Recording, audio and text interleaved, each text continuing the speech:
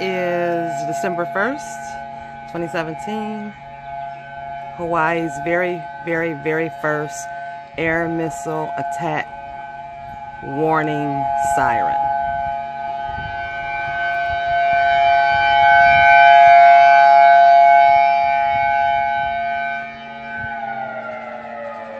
So I guess those are going to sound the first of every month, unless there's something we're supposed to know. And just thought I'd share that.